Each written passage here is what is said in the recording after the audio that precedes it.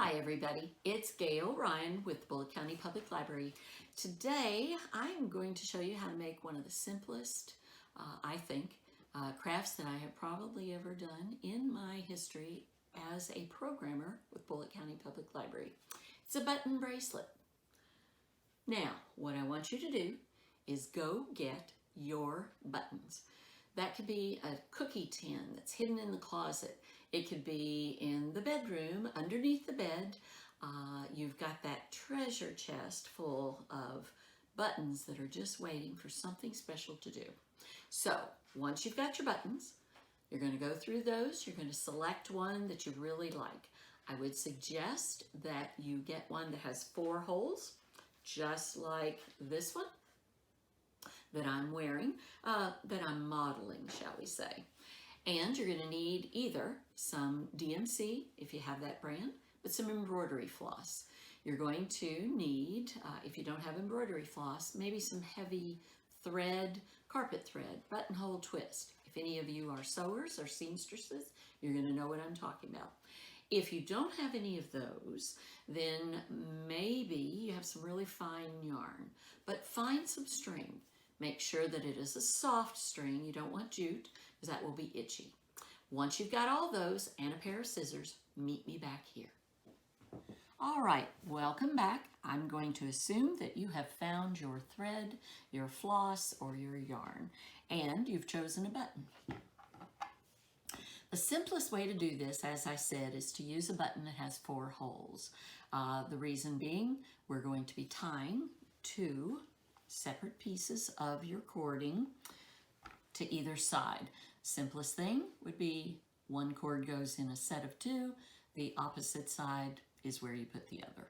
All right, I have cut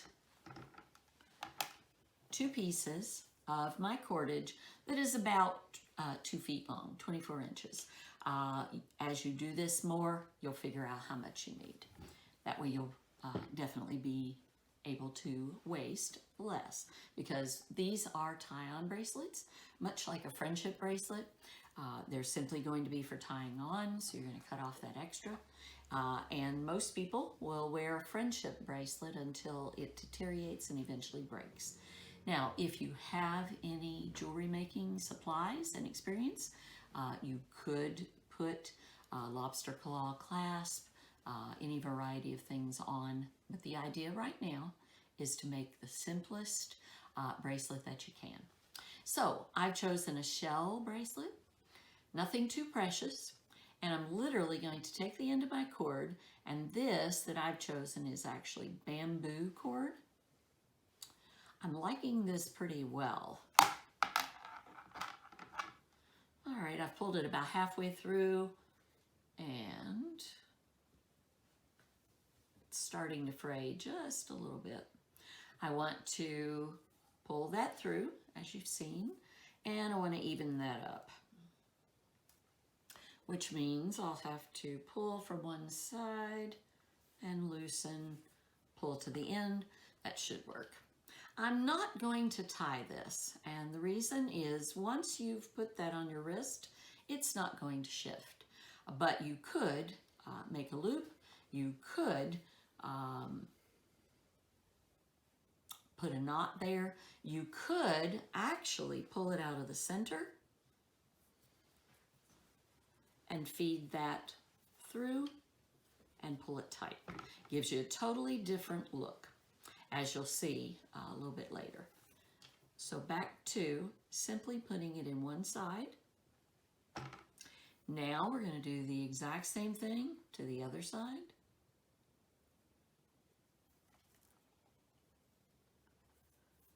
Again, trying to keep this as even as you can. Putting it back through. And this also brings up another important consideration. Make sure that your cord will fit through there. Because buttons are usually made of plastic and hard surface, you're not going to be able to make that hole larger. You're going to lose the beauty of the button if you do. So do make sure that whatever you've got fits through there. Now, that is simple, and that is actually complete. I'm going to have my helper tie this onto my wrist. So you will need somebody else, unless you're extremely coordinated, to tie that on for you. And I think he's chosen to do a square knot. Is that correct? No, just a basic knot. Just a basic knot. Yeah, if I can get my hands to... Alrighty.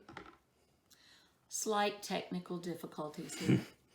It does require a little coordination, and I will also suggest that as someone is putting that on there, go ahead and loosen it. You can slip your finger under there or whatever. It's possible the bamboo might shrink a little bit and be too tight. So he's going to go ahead and trim those ends off. Again, if you're a person who's made the braided friendship bracelets, you're going to know exactly what he's doing. Also, I wanted to point out his. He was so impressed by the project we were doing today that he had to do one too. So literally, he did bring those through just like I did. There's 4 holes on this button. And then he actually put the 2 ends through the slip knot, more or less. And it gets a really cool look. As I told him, the colors that he chose, it kind of looks like a Chinese coin or something. Something maybe antique, but definitely weathered and aged. So that's really cool. Thank you, sir. Thank you. And if you will, go ahead and trim these off for me. And you'll notice he's trimming these off, and they're 2 different colors. So I wanted to show you that. Thank you. Yeah. So I wanted to show you the difference. They're about the same size, but 2 very different looks on the buttons. They are, this one here kind of works with the shell, and it's the same color on both sides. But this one, this brown, I guess we'll call it, or this tan, is a little bit striking. So orange and blue are complementary colors of each other. So I just think that looks really, really cool. You want to give some thought to the size of the buttons when you put them on. I would probably say, because odd numbers look best, I could put a 3rd one on here, and then I would literally, I don't have to take these off for a shower. I'm going to let them wear off.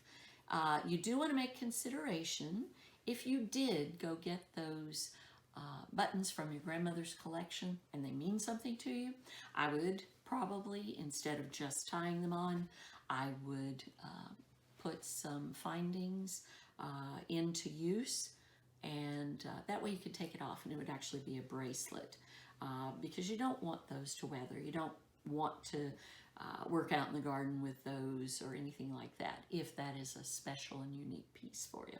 So again, just wanted to show you, these were the different bamboos that I had, a variety of colors. And you'll notice I pulled out a few more buttons. This purple would be really cool with the green.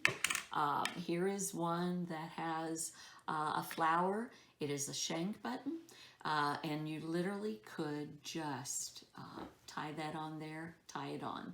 But again, because it's something like this, I would really look into putting some findings on it. And look how striking that is with the gray. So, as you can see, got a variety of colors, and these things are available in a variety of colors. I believe possibly Walmart has these. And I even have some thin ribbon that might work too. So, I would love it if you would take a picture once you've created your project and post that. Our Instagram account is capital letters BCPL, and then in lowercase Insta, INSTA. So I would love to see how you use this video and what you come up with. Thanks, and I'll see you again soon.